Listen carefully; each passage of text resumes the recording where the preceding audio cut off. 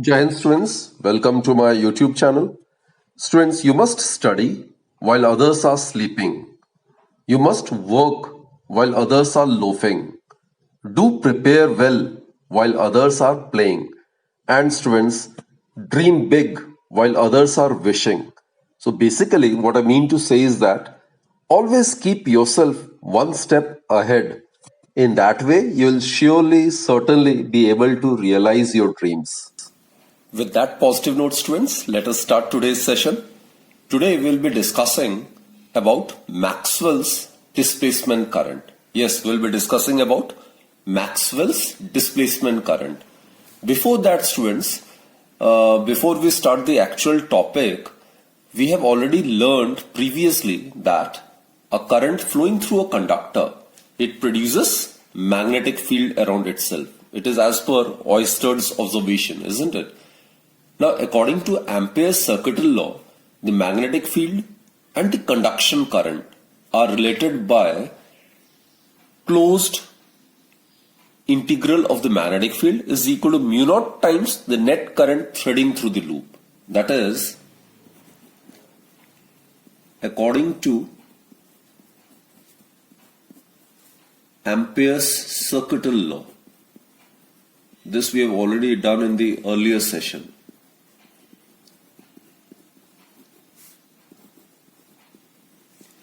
The magnetic field, which is represented by capital letter B, and the conduction current. Conduction current is the current which is due to the flow of electrons inside a wire, conducting wire. So the magnetic field B vector and the conduction current I are related as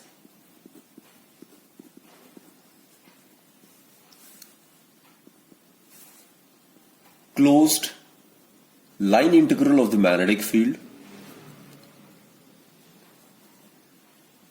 This is scalar product. This is the closed line integral of the magnetic field is numerically equal to mu naught times the conduction current threading through the loop. So that's Ampere's circuit law, right? I over here, as I told you, it is a conduction current across a surface whose periphery is the loop C. Suppose loop is C. So this is as per Ampere's circuit law. This is the relation between the magnetic field and the conduction current, right? Now students, Maxwell in 1864 found an inconsistency in this equation. Let us substitute as equation number 1. I repeat students, Maxwell in 1864 found an inconsistency in equation 1. And in order to eliminate that inconsistency, or rather in order to show that inconsistency, we will consider a parallel plate capacitor, right? Which is suppose being charged with a battery. Let us consider a capacitor having plates A and B, which is being charged by this battery. Now during the time the capacitor is getting charged, a current I flows through the connecting wires. These are the connecting wires through which current I is flowing. And this current I during the charging of the capacitor, it varies with respect to time. And this current obviously will produce a magnetic field around the wires, which can be detected by using a magnetic compass needle. Clear students? Okay. Now let us consider a planar loop C1. This is a planar loop C1. And this is another planar loop C2. These two loops are considered to be parallel to plates A and B of the capacitor, right? Now, loop C1, it encloses this conduction current. Conduction current is I, right, which is charging the capacitor. Conduction current is the current due to the movement of the electrons, isn't it? So, this loop C1, it has current I1 flowing across it. That is, it encloses current I. Current I is threading through this loop C1. While on the other hand, loop C2, it is in this space between the two plates of the capacitor. So no current flows in this region, right? Loop C2 lies in the region between the plates of the capacitor, so no current flows in the region. So what to do is, let us apply Ampere's circuitry law to loop C1. So applying Ampere's circuitry law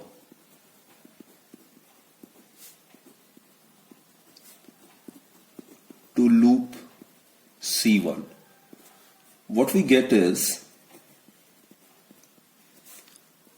closed line integral of the magnetic field for loop C1.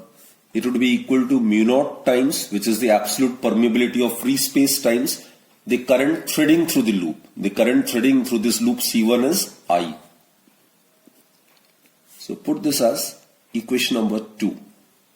Right? Similarly, let's apply Ampere's circuit law to loop C2. So similarly, for loop C2, we get closed line integral of the magnetic field for loop C2. It is equal to mu naught times the current threading through loop C2. Now C2, since it lies in the region between the plates of these two the plates of the capacitor, therefore no current flows in the region. There is no current, there is no conduction current, isn't it? So it will be equal to 0. Now students, it is evident that the equations 2 and 3 will remain valid even if the loop C1 and C2 be infinitesimally close to each other. Clear, students? So these two equations should be valid even if the two loops C1 and C2 are infinitesimally close to each other, right? Now if the loops C1 and C2 are assumed to be infinitesimally close to the plate A of the capacitor, then these two must be equal, isn't it? So if the loops C1 and C2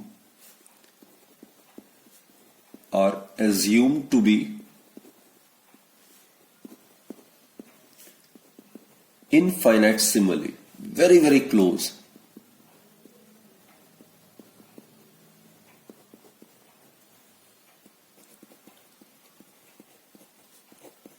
to plate A. Right? These two loops are considered to be infinitesimally close to plate A. Then it is expected that these two must be equal. That is, closed line integral of the magnetic field for loop C1 should be equal to the closed line integral of the magnetic field for loop C2. Since these two loops C1 and C2 are considered to be infinitesimally close to each other, right? So the left hand side of equation 1 and 2 are equal, but there lies a contradiction on the left hand side. On equation 2, the left hand side is mu naught I, but in equation 3, the right hand side is 0. So although left hand side of equations 2 and 3 are same, but the right hand side of equation 2 and 3 are contradicting each other. Students, this observation led Maxwell to conclude that Ampere's circuit law as is given by equation 1 is not logically consistent, right? Therefore, there is a clear contradiction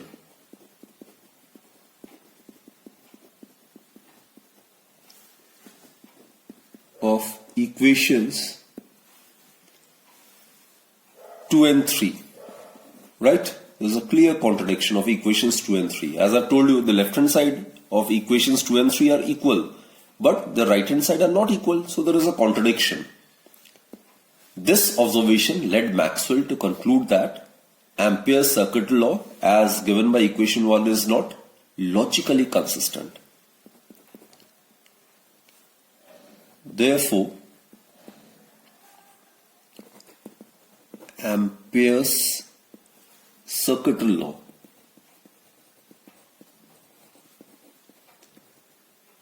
as given by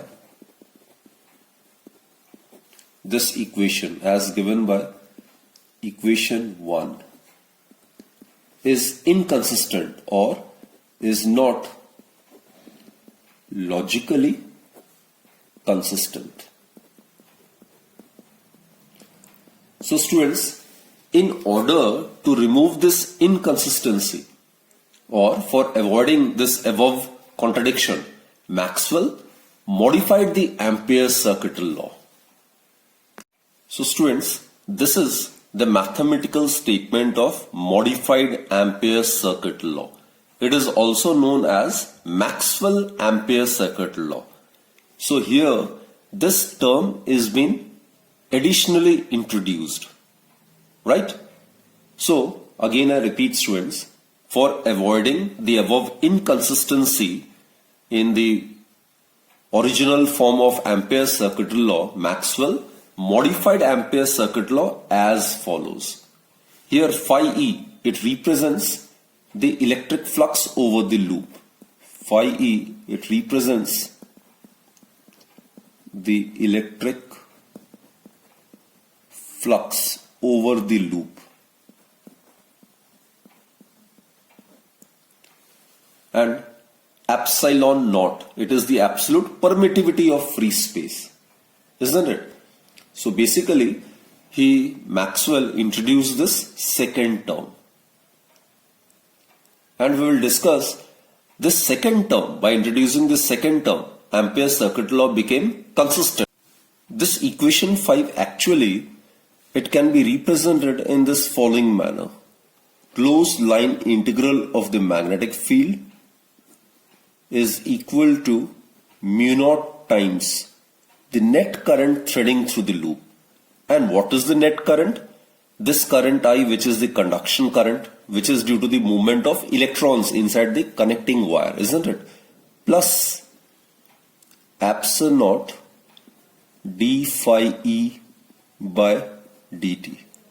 This is, student, the displacement current. This term is known as the displacement current. The displacement current is distinguished from the conduction current in the sense that displacement current exists only and only when the electric field or the electric flux changes with time. Clear, students?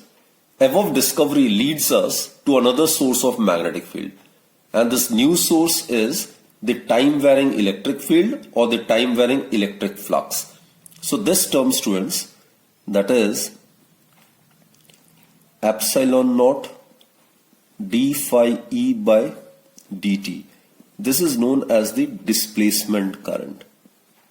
I'll represent it by ID. It is displacement current. And this current exists in a region as long as the electric flux or the electric field keeps varying or changing with time. So displacement current ID is epsilon naught, which is the absolute permittivity of free space, d phi by dt, time rate change in the electric flux. Therefore, modified Ampere's circuit law or Maxwell-Ampere's circuit law may also be stated in this particular manner.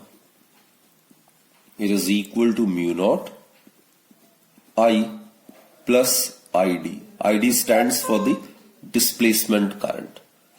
Clear, students? Now, we will discuss that by introducing this concept of displacement current, how the modified Ampere's circuit law, it became consistent. It becomes applicable in whatever circuit we consider, right? Now students, let us check the consistency of this above mentioned modified or Maxwell-Ampere's circuit law, right? So let's consider for loop C1. For loop C1, there is no electric flux through the surface. This was considered to be loop C1, isn't it? It includes only the conduction current. this was considered to be loop C1, right? It only encloses the conduction current and it do not encloses any other current. There is no electric flux through the surface of loop C1. Therefore, students, from this equation, what we get is closed line integral of the magnetic field for loop C1. It would be equal to mu naught I. Since there is no electric flux through the surface of the loop C1, therefore this term will get 0. So what we get is mu naught I. Right? So put this as equation number 6. Now students, let us consider for loop C2. Now in the loop C2, which is considered to be the loop in the space between the plates of the capacitor, this loop is considered to be C2. It does not encloses any conducting current, isn't it? As stated above, there is no electric current through this surface. So here current I is equal to 0. Therefore, for loop C2, what we get is closed line integral of the magnetic field for loop C2. It will be equal to mu naught. There is no conduction current threading through this loop C2. Therefore, it is 0 plus epsilon naught d phi E by dt. This is the time rate change in the electric flux, right? So as I stated, during the process of charging the capacitor, the electric field in the region between the plates will be increasing with time. And accordingly, this second term will contribute towards the current, isn't it? Let's prove it. Now during the charging, what happens is, if this is positive plate, this is negative plate, then the electric field will be directed from positive plate to negative plate like this. This is the direction of the electric field. And the area vector of this loop, it will be also directed along the same direction. So the angle between electric field and area vector is 0 degree. Now students, electric flux, it is given by the scalar product of electric field and area vector. So it will be equal to EA cos, angle between these two is 0. So cos 0 is 1. So we get E into A. Also students, we are aware here the electric field is 0. In this region also electric field is 0. So electric field in the two extreme regions is 0. But electric field at a point in the space between the plates of the capacitor is given by sigma by epsilon naught. Here sigma is the surface charge density, which is the charge per unit area. This is suppose the charge and A is the area of each of these two plates. Clear students? This is plus Q and this is minus Q. So with the passage of time, this charge will also keep on increasing with time.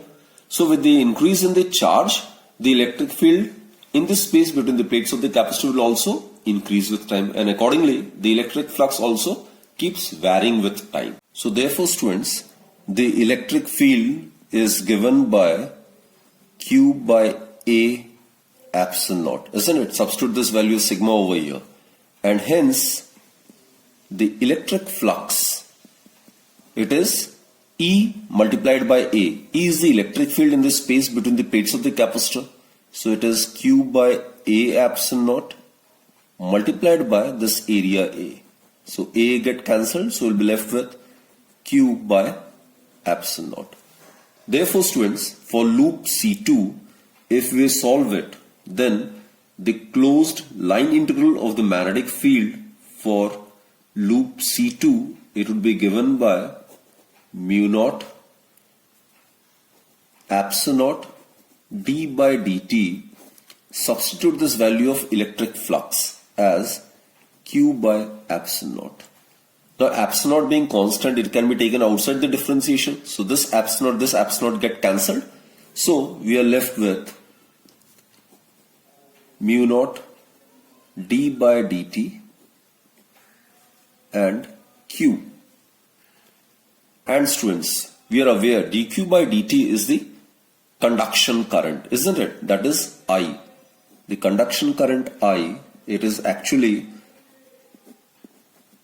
differential coefficient of charge with respect to time. That is the rate of flow of charge. That is known as conduction current.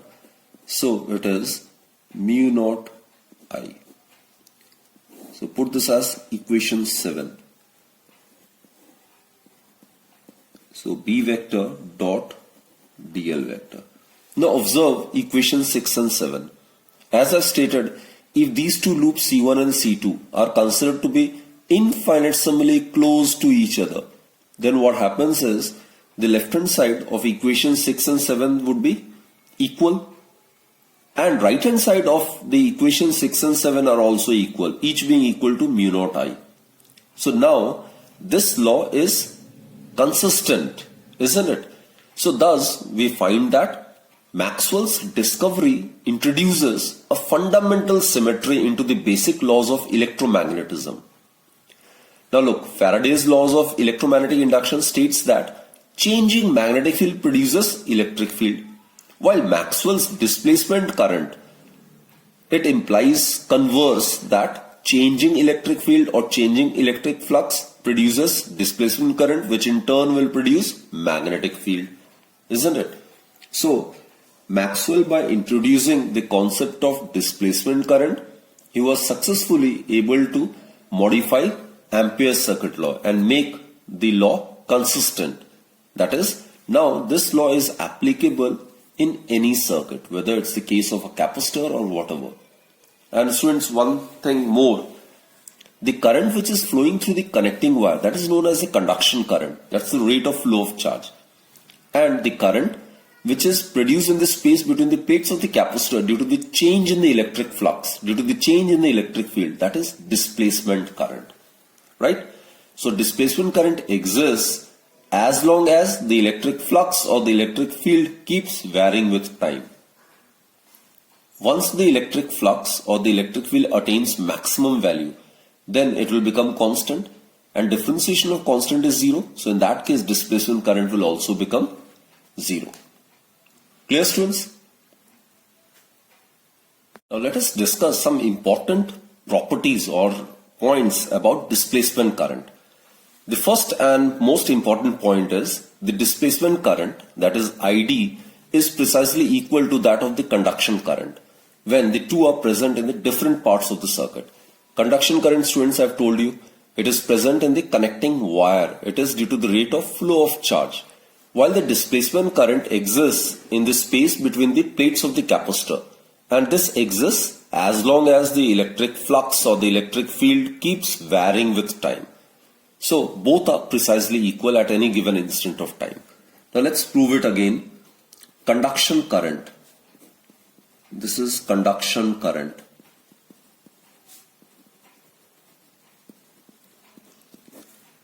It is given by the rate of flow of charge, dq by dt.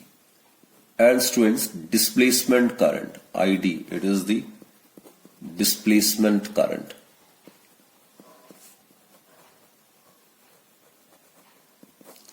It is given by epsilon naught d phi e by dt. Just now we have proved that electric flux in the space between the plates of the capacitor is given by q by epsilon naught, isn't it? Therefore, id, that is the displacement current, would be epsilon naught d by dt, and over here in place of electric flux we can write q by epsilon naught. So it is dq by dt. So it again becomes equal to the conduction current. So always remember, students, displacement current is precisely equal to that of the conduction current. Now one more important point, students. When the capacitor becomes fully charged, right? When the capacitor is fully charged,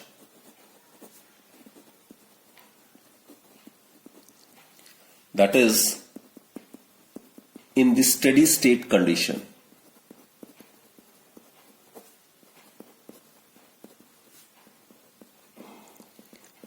In such a case, students, Q would be maximum, isn't it? This is the peak value of charge.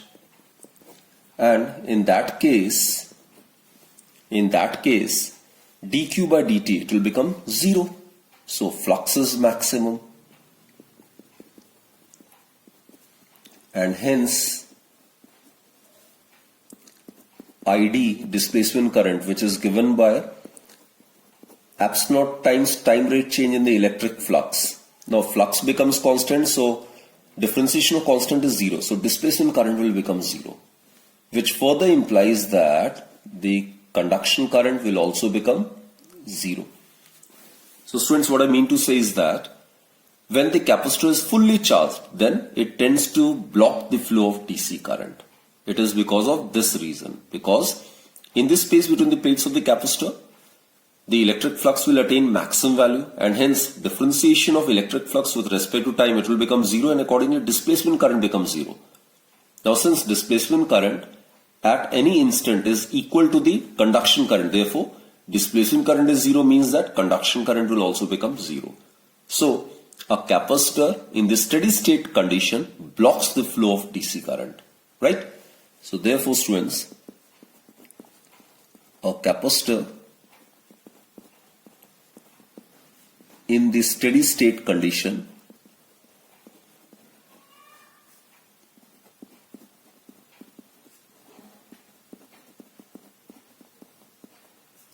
blocks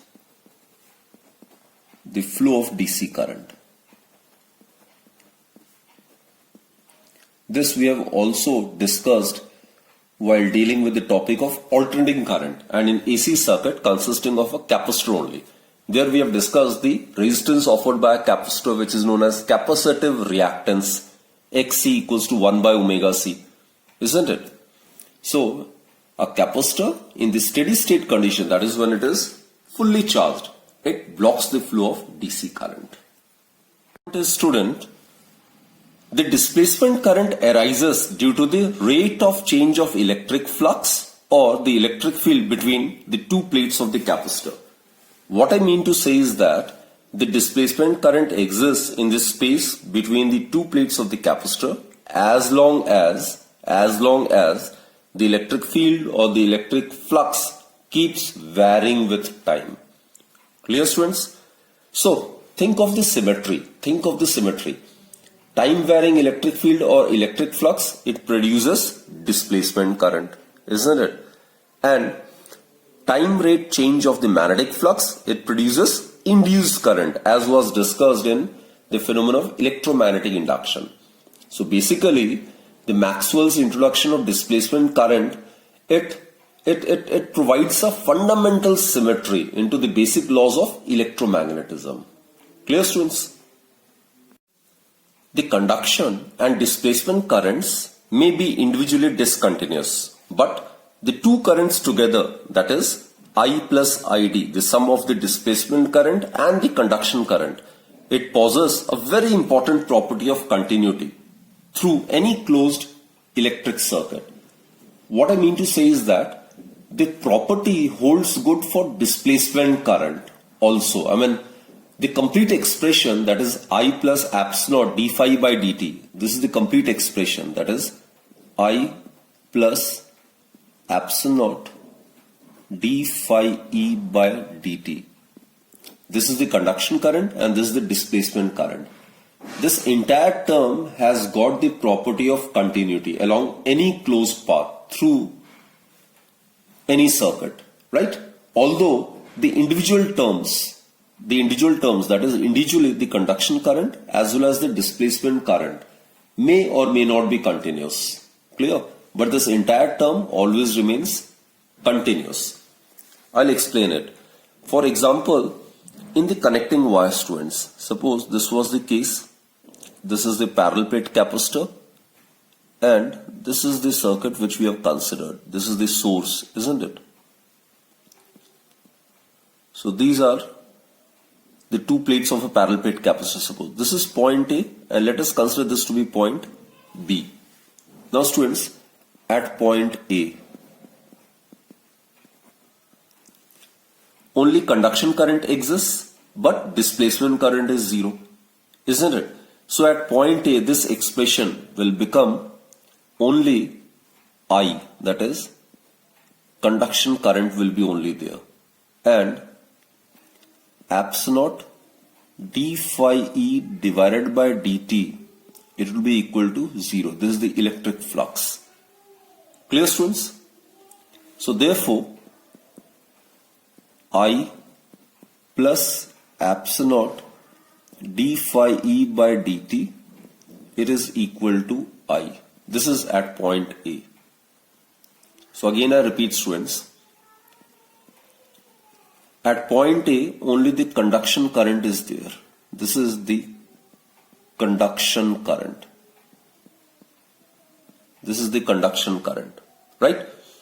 While at point A the displacement current is 0. Therefore this term will become equal to I. While let's consider at point B. At point B. At point B, students, this current is 0. There is no conduction current, isn't it? Only due to the change in the electric flux, there is only displacement current. So at point B, conduction current is 0. Conduction current is 0. And the displacement current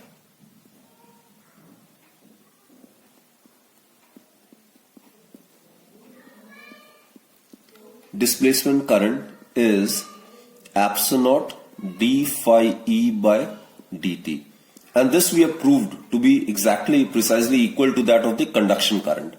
Therefore, students, this entire term, that is I plus epsilon naught d phi E by dt, it will become, conduction current is 0 and this is equal to I. So it will again become 0 plus I. So it is equal to I. So you can check this entire term, which includes both the conduction current as well as the displacement current, at any point in the circuit is always having a very important property of continuity, right? And also, students, you are aware, just like conduction current, the displacement current that exists in the space between the plates of the capacitor also acts as a source of magnetic field. So these are some of the properties which are associated with displacement current, right? I hope you have understood the concept regarding the modification which Maxwell made in Ampere's circuit law, then the concept of displacement current and various properties associated with it. So that's it for this particular session, students. And hopefully you will revise the entire topic thoroughly. And do join me in my next lecture then. And thank you for watching my videos. Stay healthy, stay fit, and keep smiling always.